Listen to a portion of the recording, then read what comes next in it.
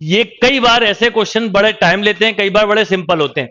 देखिए क्वेश्चन क्या है, the number of value of x in the interval 0 to 5 पाई, यानी आपको 5 पाई तक बताना है किसका, सेटिस्फाइंग द इक्वेशन।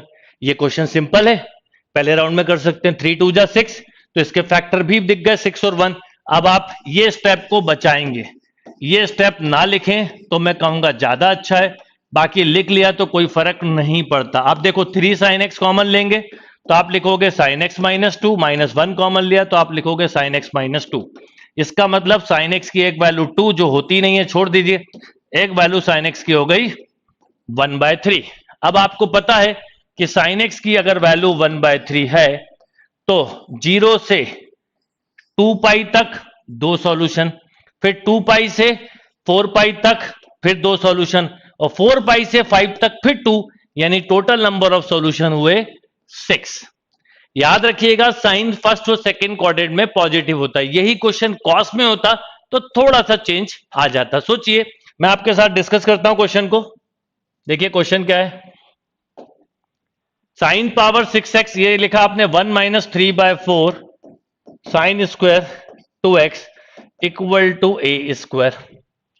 अब आप इसे ऐसा भी बोल सकते हैं चाहे तो 1 - a स्क्वायर इक्वल टू, समझना, केवल समझाने के लिए इतना लिख दिया, या ऐसा भी बोल सकते हैं कि sine square 2x equal to 4/3 into 1 - a square. Yes और नो?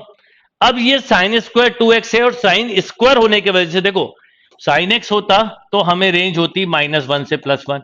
स्क्वायर में कभी भी रेंज याद रखो नेगेटिव किसी भी स्क्वायर की हो ही नहीं सकती, तो इसका मतलब आप ऐसा बोल सकते हो कि ये 0 से तो बड़ा है और 1 से छोटा है, राइट। अब एक एक करके हम इसके कंसेप्ट को समझें। मान लो आपने ये वाला कंसेप्ट लिया होता कि 0 less than equal to 4/3 into 1 - a square, तो ये बेटा 1 - a square greater than equal to 0, यानी a square less than equal to 1, तो ये -1 से +1 मिलता। ठीक, -1 से +1 ए ऑप्शन में दिया था, भले ही ओपन दिया पर दिया था। कई बच्चे इसमें एक ही मिस्टेक कर सकते हैं, पर ये इनकम्प्लीट हुआ क्योंकि ये तो एक इसके साथ रेंज निकली, अभी इसके साथ और निकालनी है हमें। ओके, तो आपने एक स्केल इसके साथ लिख लिया, -1 से +1 के बीच का सॉल्यूशन इसका सॉल्यूशन है, तो ये तो डिसाइड हो गया कि -1 से +1 के बीच की वैल्यू आएगी, राइट। अब बात आती है कि इसके साथ कैसे करेंगे, वो सीखिए आप लोग। तो अब दूसरा केस लिया आपने, इसको डायरेक्ट लिख लो, 1 - a square less than equal to 3/4, यानी 1 - 3/4 less than equal to a square. ऐसा भी बोल सकते हैं a square greater than equal to 1/4, मतलब -1/2 + 1/2 से बड़ा, यानी ये रिजल्ट होगा या ये। इन इक्वेशन में बहुत डिटेल में समझाई थी चीजें। अब मैं कॉमन करूं तो यहां -1/2 आया बेटा, यहां +1/2। तो अगर मुझसे इस इक्वेशन का सॉल्यूशन पूछा होता तो राइट सॉल्यूशन होता -1 से -1/2 यूनियन ऑफ 1/2 टू इंफिनिटी। अब क्योंकि -1 से +1 के बीच 1/2 के बीच के सॉल्यूशन नहीं है, इसलिए ये आंसर खत्म, राइट। अब -1 से +1/2 के बीच के नहीं है, इसलिए ये आंसर खत्म। -1 से +1/2 तक नहीं जा सकते, इसलिए ये भी खत्म। तो करेक्ट आंसर इसका था नन ऑफ दीज। बहुत अच्छा क्वेश्चन था। नन आंसर वाले क्वेश्चन में बहुत कॉन्फिडेंस लगता है, मिस्टेक भी होने के चांस रहते हैं। The number of integral value of k for which the equation 7 cos x + 5 sin x इक्वल टू 2k + 1 हैज अ सॉल्यूशन। अब ये एक तरह से ट्रिग्नोमेट्रिक इक्वेशन है बेटा,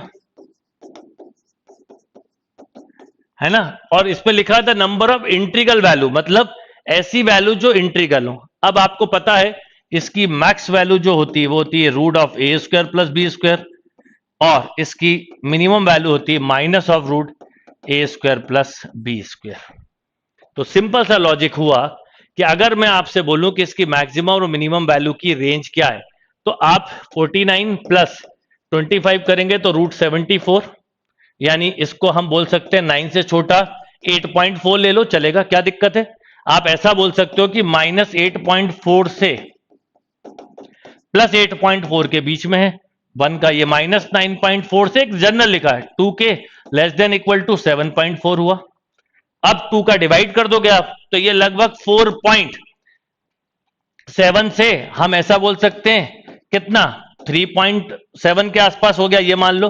अब इंटीग्रल वैल्यू ये रफली लिखा मैंने, इंटीग्रल वैल्यू बोली तो -4 हो गई, -3, -2, -1, 0, 1, 2 एंड 3। तो नंबर ऑफ इंटीग्रल वैल्यू बोलो 8। 8 is a right answer. Is that clear? Yes. अब देखिए कितना बढ़िया क्वेश्चन है। क्या क्या क्वेश्चन है? sin 2x minus 2 cos x plus 4 sin x minus 4 equal to 0, ऐसा बोल सकते हैं।